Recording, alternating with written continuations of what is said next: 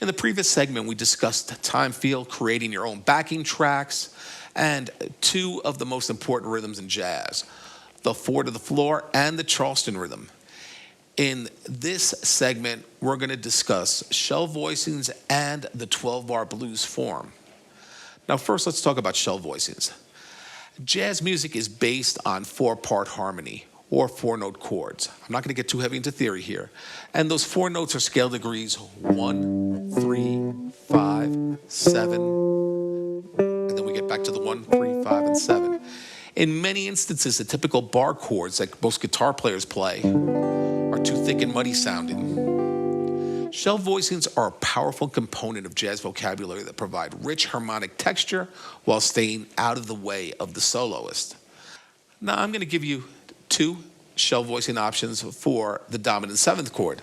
Now, here what we did was we talked about the 1, 3, 5, and this is actually the flat 7 for the dominant 7 in the G. 1, 3, 5, flat 7. There's the 1. You're doubling a lot of the notes when you're playing these full bar chords, and sometimes they're just too heavy sounding. There's just too much going on there. So shell voicings, what they do is it's a 3-note chord voicing, and what you're not playing is the 5th. You're just playing the 1, the 3, and the 7. Now here, if we played these three, it's a little too dark sounding. So we're going to take the 3rd and we're going to drop it up an octave. And this is a root 6 dominant 7 shell voicing. My first finger is playing the G note on the 6th string, 3rd fret. My second finger is playing the F, which is the 7th, on the 4th string, 3rd fret. And my 3rd finger is playing the 3rd string, 3rd fret, and that's the B, that's the 3rd. The root 5 version is the C7 chord. You may know this C7 chord already. Right, that's a typical folk chord, that's a typical open chord.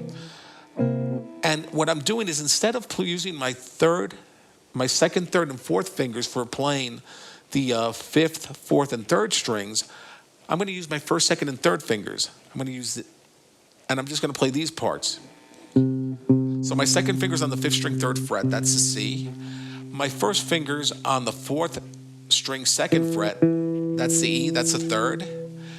And my 3rd finger is on the 3rd string, 3rd fret, B flat, that's the flat 7. I'm not going to play the 1st, 2nd, and 6th strings. I'm just going to play these, the 5th, 4th, and 3rd strings. And if I move that up a whole step, I have the D7 chord.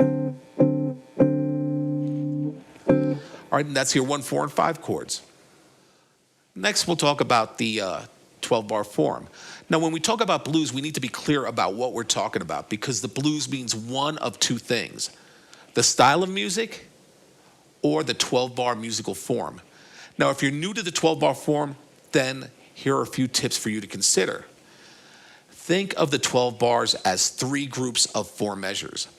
The first 4 bars are the 1 chord. 1, 2, 3, 4, 2, 2, 3, 4, 3, 2, 3, 4, 4, 2, 3, 4. Second 4 bars are 2 bars of the 4 chord and 2 bars of the 1 chord. The last 4 bars are 1 bar each of the 5 chord, 4 chord, 1 chord, 5 chord. Every guitar player needs to know the 12-bar form. Now, this is a standard 12-bar form. There's a ton of variations, okay? But now what we want to do is we want to take this form and let's practice it with the drums.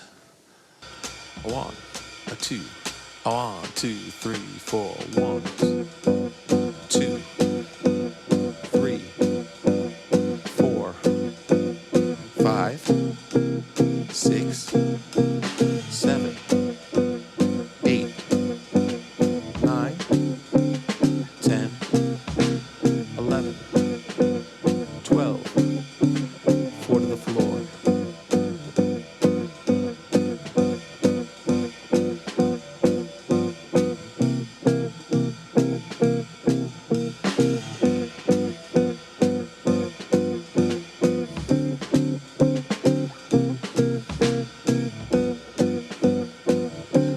Charleston.